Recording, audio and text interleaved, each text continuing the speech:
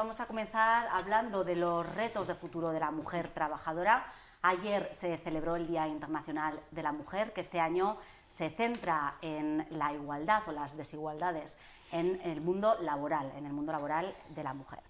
Es que en el siglo XXI sigue habiendo discriminación, sobre todo en materia salarial y en los accesos a puestos de responsabilidad.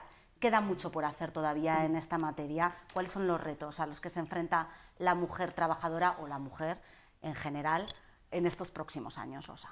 Todavía hay una situación de desigualdad salarial que yo creo que no tiene origen en una discriminación que se produzca en el seno de la empresa, que creo que tiene que ver con un elemento sociológico, la tardía incorporación de la mujer al mercado laboral, que en términos económicos se traduce en el complemento de antigüedad, que creo que tiene que ver también con el fracaso de la normativa en materia de conciliación, que ha segmentado muchísimo más el mercado laboral porque ha hecho que prácticamente solo las mujeres utilicemos esas medidas de conciliación, que se traducen en una rebaja de la jornada y en la práctica otra vez el menor salario.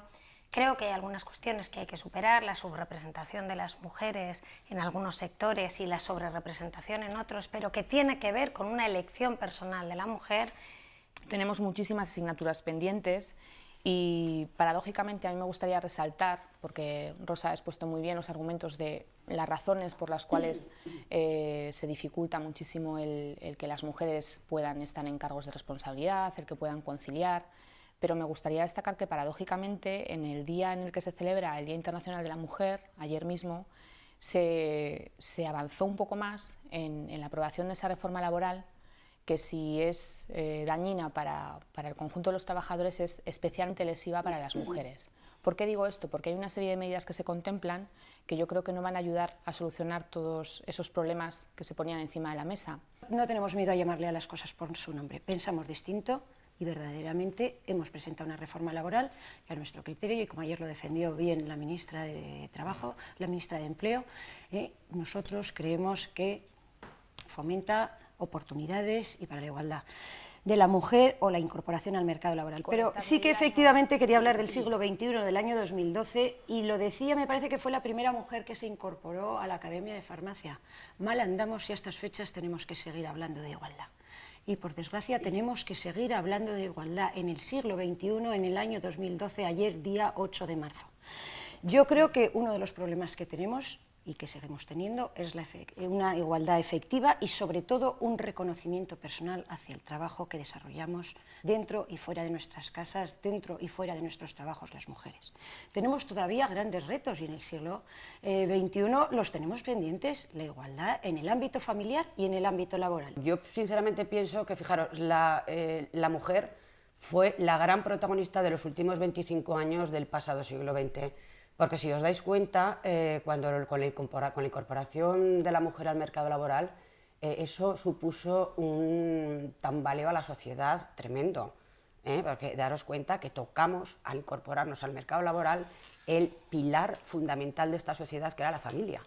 Que de ahí viene lo que comentabas tú, pues evidentemente la mujer tenía a cargo a sus hijos, la mujer tenía a cargo a sus padres, pero por arte libre pues la mujer decide que, bueno, que ya está bien, emprende su lucha y decide que ya quiere ser autónoma e independiente, que quiere trabajar y que quiere tener autonomía. Y la autonomía, de la única manera que se consigue en ese sentido, es trabajando. Defendió la maternidad frente al aborto.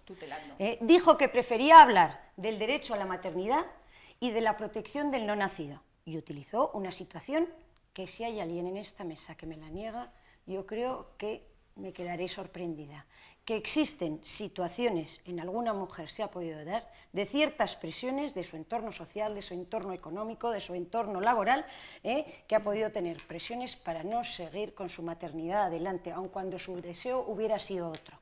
Yo creo que eso es lo que dijo el ministro, y yo creo que eso sí que es, aun cuando no sea en la mayoría de las ocasiones, yo creo que hay mujeres que hubieran deseado en un determinado momento el tener la posibilidad de seguir con su derecho a la maternidad adelante y no han podido. Y eso es lo que quiso decir él, que era una violencia estructural.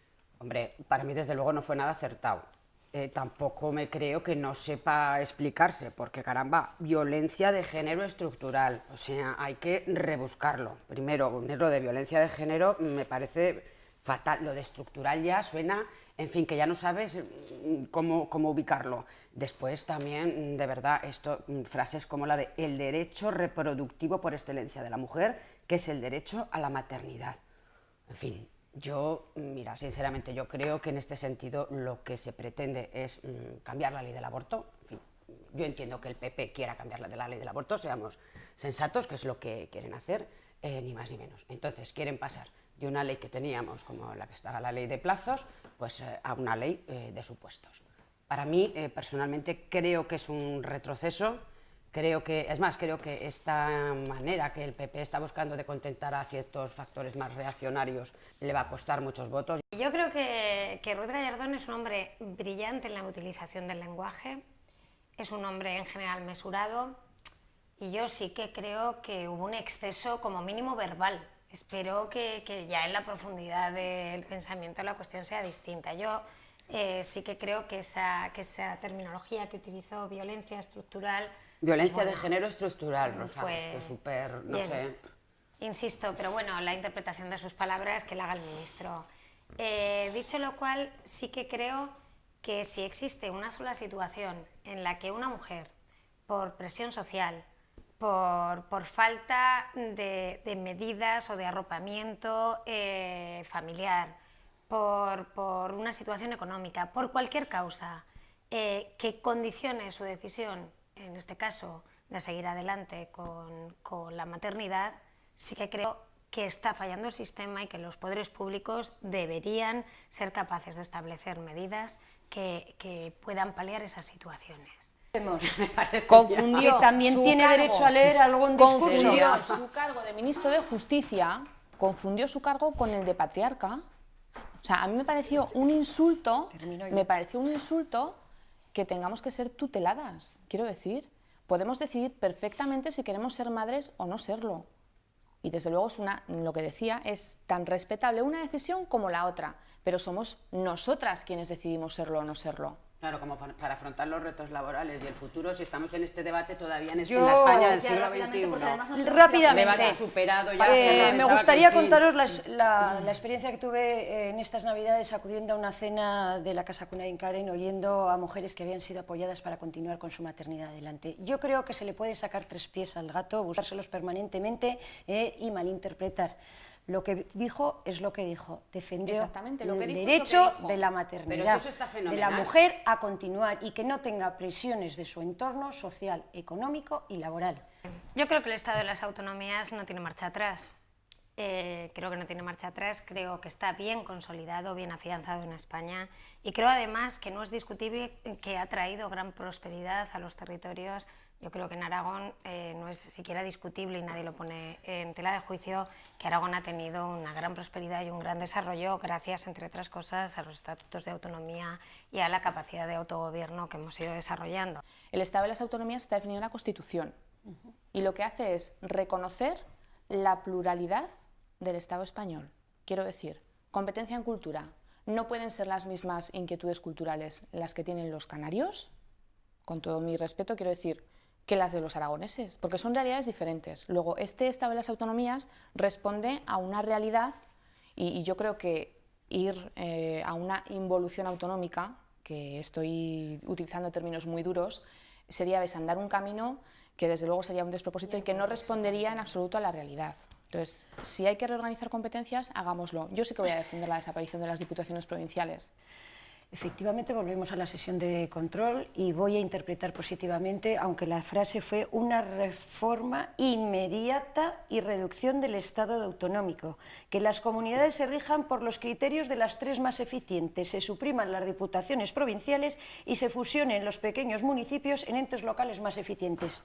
Efectivamente, así entró. Pero esto la señora Verdaderamente. bien, ¿no? Eso entró Pero la esto la señora señora verdaderamente. bien, ¿no? Eso entró Sí, la sí, señora claro. bien. Quiero ser positiva. Bueno, pues Tiene un proyecto efectivamente a lo mejor no personal supimos curioso, entenderlo. Rosa Díez. Efectivamente, Rajoy y el Partido Popular, vuelvo al programa, lo llevaba, entre otras cosas, delimitaremos con mayor precisión el marco competencial de cada una de las administraciones. Pues a lo mejor algunas sí que podríamos, sí que algunas competencias están muy bien, son muy necesarias, pero a lo mejor otras, pues como por ejemplo, sin defenderlo, una sanidad, pues podría ser, quiero decirte que es que ha habido comentarios y se han hecho algunos análisis, pues que hubiera una sanidad igual para las 17 comunidades autónomas, o a lo mejor un sistema educativo similar, evidente, bueno, pues a lo mejor, como tú decías, ciertos cambios es posible, y ciertos estudios y ciertos análisis debería de hacerse.